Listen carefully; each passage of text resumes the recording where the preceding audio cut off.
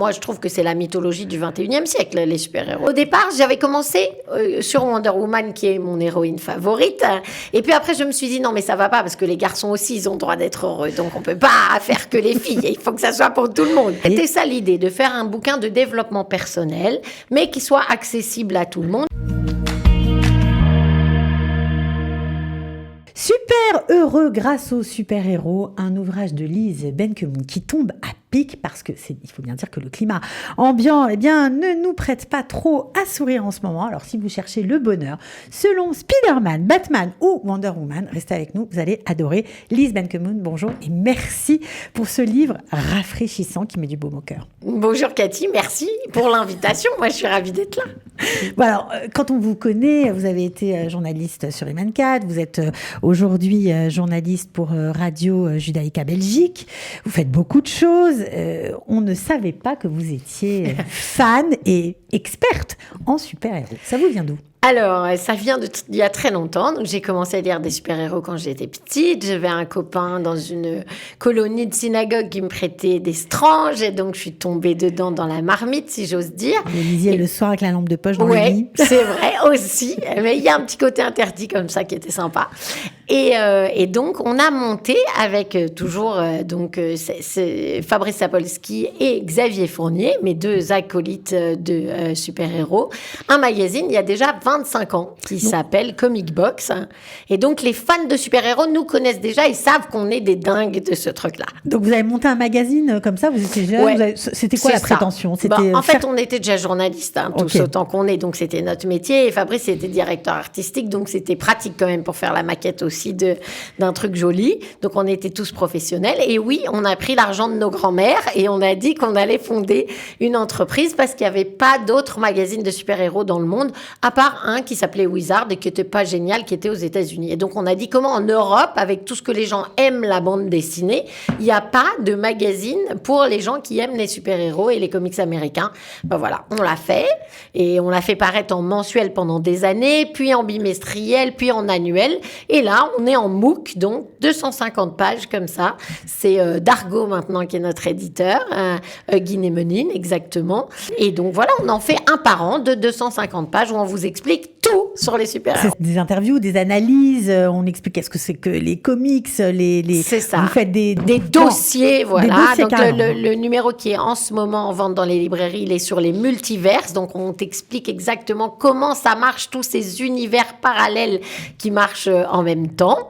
Et sur le prochain, évidemment, on est déjà en train de bosser. Et en interview, j'ai eu la chance de faire Stan Lee, vraiment. Donc le père des comics, ça peut pas être mieux que ça. Énormément d'auteurs. Et puis même des acteurs, celui qui joue Thor, celui qui joue Loki, mon chouchou qui joue Iron Man, Robert Downey Jr. Bon voilà, donc Comic Box, ça nous a vraiment ouvert les portes de ce monde-là il y a déjà des années.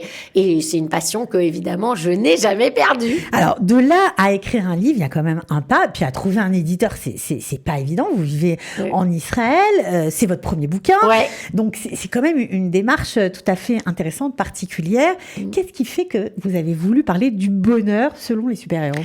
Alors, d'une manière générale, moi, je suis une fille assez optimiste, assez enthousiaste. Et les gens me disent toujours, mais comment tu fais dans ce truc ambiant insupportable ? Et en plus, je suis rédac chef d'une radio qui parle de news, pas forcément sympathique les trois quarts du temps. Donc, un peu anxiogène, on me dit, dire, mais comment tu fais ? Pareil, sur I24, c'était la même chose aussi. Parce que voilà, je faisais par exemple Défense avec Mathias Inbar. C'est une émission que j'adore, mais c'est rare qu'on parle de sujets très, très sympathiques, on va dire.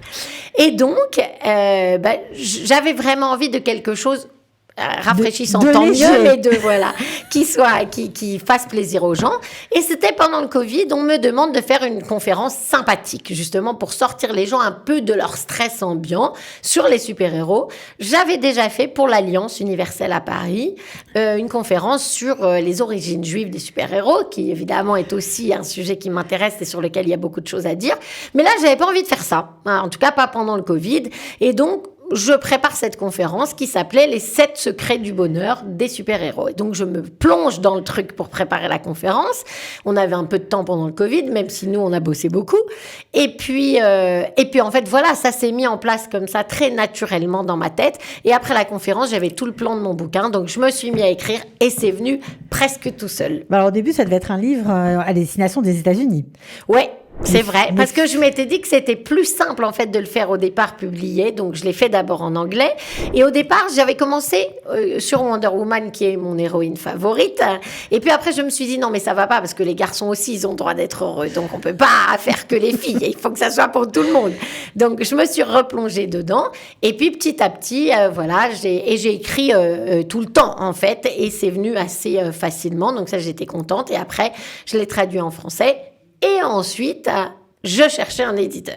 Alors ça c'est toujours intéressant de voir comment voilà, les auteurs arrivent à accrocher, parce que c'est pas évident.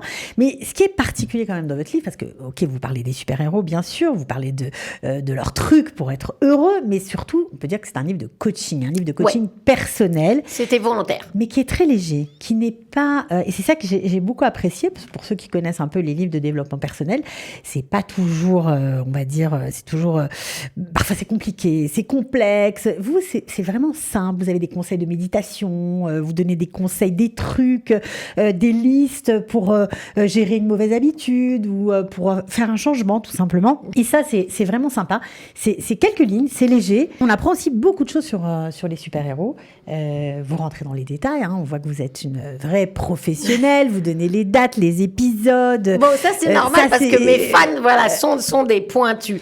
Mais on n'a pas besoin, en fait, d'aimer vraiment les super-héros pour lire ce bouquin. En réalité, moi, il se trouve que j'aime beaucoup ça et que je pense que les super-héros, contrairement à ce que énormément de gens ont en tête, c'est quelque chose d'intéressant et de profond, que leurs créateurs ont mis toute leur vie et leur valeur à l'intérieur de ces héros. C'est quoi? C'est des gens qui sont en quête de sens? C'est un peu le mal de notre société aujourd'hui. Ah oui, moi, je trouve que c'est la mythologie du 21e siècle, les super-héros. Là-dessus, je suis catégorique. Donc, non, ils ont énormément de choses à nous dire parce que toujours les bandes dessinées, elles racontent la société dont elles sont issues. C'est pas possible de faire une BD qui n'a rien à voir avec le contexte dans lequel vous vivez, dans lequel vous l'écrivez, avec votre mentalité, etc. Donc, bien sûr qu'il y en a certains qui auraient pu vieillir, mais en fait, quand vous créez quelque chose comme Superman et que ce bonhomme est là pour sauver la planète, pour être le bien incarné, il peut pas être démodé parce que le combat contre le bien et le mal, malheureusement, ça se démode pas tellement. Alors, c'est très facile à lire. C'est sympathique, vraiment, même si on ne connaît pas les super-héros. C'est vrai. Ça, c'est important de le dire. Même si on n'est pas fan, on peut tout à fait rentrer dans ce livre. C'était ça l'idée, de faire un bouquin de développement personnel, mais qui soit accessible à tout le monde, que vous n'êtes pas obligé de lire d'une traite non plus. Vous pouvez lire quelques chapitres. Vous pouvez surtout commencer par faire le quiz qui est au début du bouquin. Là, c'est mon petit coup de cœur. Franchement, ça, je vous dis chapeau, parce que franchement, quelle super idée de commencer le livre avec un test sur quel super-héros êtes-vous. Voilà. Comme ça, vous êtes tout de suite dans le bain. Vous voyez où sont vos forces, où sont aussi vos faiblesses peut-être. Et puis comme ça, vous voyez qu'est-ce qui vous intéresse. Et vous pouvez aussi ne pas lire le livre de manière linéaire. Vous pouvez donc commencer par le chapitre qui est le super-héros qui vous ressemble le plus. Comme ça, vous bossez sur ce qui est le plus naturel pour vous. Et puis après, vous vous dites, voilà, de toute façon, le but du jeu, c'est d'être plus heureux en ayant fini le bouquin qu'en ayant commencé. Et d'être heureux tout court, ça serait encore mieux. Je reviens sur ce test, franchement, parce que ce qui est sympa, c'est que même si on n'y connaît rien, déjà, on rentre, on est curieux. Ah, c'est vrai, je suis peut-être moi aussi un super-héros, mais alors lequel? Alors Iron Man, Professeur Xavier, il y en a plein, Wonder Woman, Batman, Spider-Man. Et ce qui est bien, c'est que à la suite, en fonction des résultats du test, on lit le personnage apparemment qui nous ressemble le plus, et puis on rentre tout doucement dans l'univers des super-héros. Et ça, c'est un tour de force, je trouve, au niveau de la conception du bouquin. Non, franchement. C'est gentil, Cathy. C'est vrai que moi, je voulais vraiment que ça soit accessible à tout le monde et pas seulement aux fans de super-héros, parce que sinon, ça réduit beaucoup trop.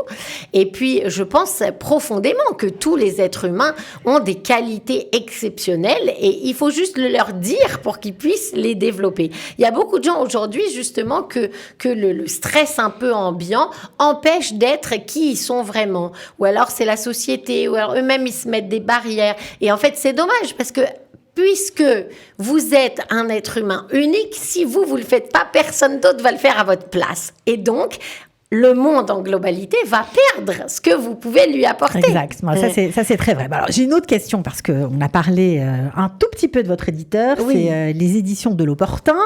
Il y a en sous-titre, en sous-texte, Philopop sur la couverture. Ça veut dire quoi, Philopop ? C'est la rencontre entre la philosophie et la pop culture. Et c'est exactement ce que mon éditeur fait, beaucoup, parce qu'il fait des bouquins sur Star Wars, sur les super-héros, sur les séries, voilà, c'est son idée de départ. C'est un type qui est aussi sérieux que moi au départ. Donc moi, j'ai fait des études de philo, donc on a cette passion en commun. Et d'ailleurs, je prépare déjà mon deuxième bouquin chez lui sur le judaïsme. Et c'est quelque chose qui nous intéressait aussi tous les deux, même s'il s'appelle Stéphane Chabna et qu'il n'a rien à voir avec le judaïsme, il se trouve que ça l'intéresse. C'est quoi, c'est judaïsme et super-héros ? Ça n'a plus rien à voir avec les super-héros. Ça va s'appeler 26 pensées magiques du judaïsme.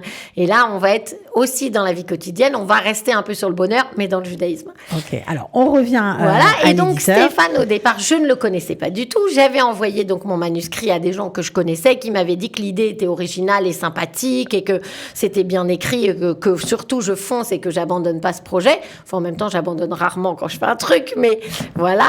Et je savais pas très bien qui contacter. C'est dur de trouver un éditeur. C'est ça, c'était un peu dur, mais ça n'a pas pris très longtemps. Je dois dire que moi, vraiment, j'ai eu de la chance.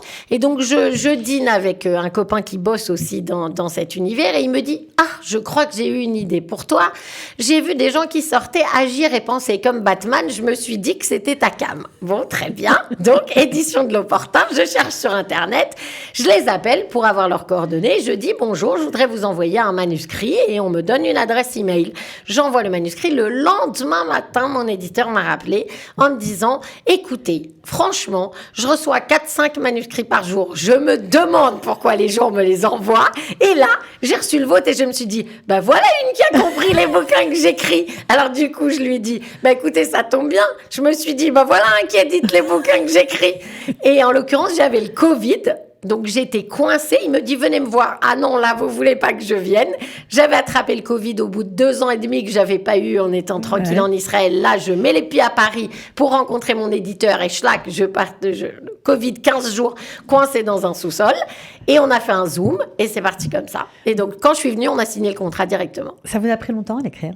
Honnêtement, pas si longtemps que ça parce que je pense que je l'avais en tête depuis un bon moment. Donc, c'est venu assez vite. Après, voilà, c'est vrai que l'écriture, c'est quand même mon métier. Donc, c'est pas... Bien sûr que journaliste, c'est pas écrivain, mais en même temps, voilà, tu as l'habitude d'écrire tout le temps. Donc, bon, voilà. Alors, quel est le meilleur conseil d'un super-héros qui fait partie de votre bouquin que vous donnez ? Le meilleur conseil, c'est toujours être soi-même. C'est être soi-même. Parce que tous les super-héros dont on parle dans le livre, eux, ils sont chacun originaux. Pourtant, ils ont la même mission, tous, en vrai. Ils sont toujours là pour sauver l'humanité, pour aider les gens, etc. Mais personne ne le fait de la même manière.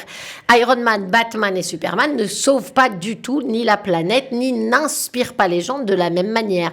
Donc, c'est ça le conseil ultime, c'est surtout soyez vous-même. Ne pas avoir peur d'être soi-même. Ah bah non, mais il y a beaucoup de gens qui ont peur et il faut leur enlever. Oui, d'ailleurs, la peur, ça ne sert à rien. Il y a plein de conseils là-dedans. Et s'il y a bien quelqu'un qui a peur, c'est Batman, par exemple, au début. Il a peur d'être lui-même, c'est vrai. Et en même temps, il voit mourir ses parents quand il est petit, orphelin devant lui et tout. Il y a plus sympathique comme enfance, il y a de quoi avoir peur. Mais à force de volonté, il va partir, il va s'éduquer, il va devenir un maître dans énormément de choses. Il n'a pas de super pouvoir au départ. Je veux dire, c'est pas comme Superman qui vient de Krypton. Il a que des gadgets. Des millions, mais ça, les millions, il les a fait grâce à ses inventions, donc ça vient quand même de son cerveau, soyons clairs. Et puis tout le reste, c'est lui. Voilà, c'est lui, sa volonté de combattre le crime, de se battre pour la justice et pour les opprimés. Bon, alors juste avant de terminer, je suis obligée de vous poser la question, puisque vous nous avez demandé à nous tous de faire le test, donc quel est le super-héros qui vous ressemble le plus, puisque voilà, c'est Wonder Woman. C'est Wonder Woman, un peu sans surprise, parce que c'est vrai que j'en ai lu tellement, et c'était tellement mon héroïne favorite quand j'étais petite, que voilà, j'ai d'ailleurs une collection de Wonder Woman à l'entrée de chez moi, à la fois de bouquins, de merchandising, de t-shirts, de tout ce qu'on veut, donc c'était pas tellement étonnant. Et puis aussi parce que Wonder Woman, c'est le super pouvoir de l'amour, et que moi, c'est ce que j'essaye, en tout cas, de partager au maximum dans la vie. Bon, alors on va finir avec ça nous va très bien, le super pouvoir de l'amour, on en a tous besoin en ce moment, en particulier et aussi au niveau collectif, évidemment. Parce que Wonder Woman, c'est l'amour de l'humanité, on est bien d'accord. Tout à fait, donc super heureux grâce aux super-héros. Franchement, moi j'ai adoré ce bouquin, c'est drôle, merci, c'est intéressant, on apprend plein de choses, et puis c'est toujours bien de se donner un petit coup de booster, je trouve. Ouais. C'est le but du jeu. C'est pas mal. Voilà. Voilà, et ça marche très bien. Alors, vous n'avez qu'à, voilà, je le montre à la caméra, vous n'avez plus qu'à aller courir l'acheter. On le trouve sur Amazon ? On le trouve sur Amazon, on le trouve sur l'Ireka. Bravo pour le travail. Merci. Bonne chance pour la suite et à très bientôt, Lise. À bientôt, Cathy.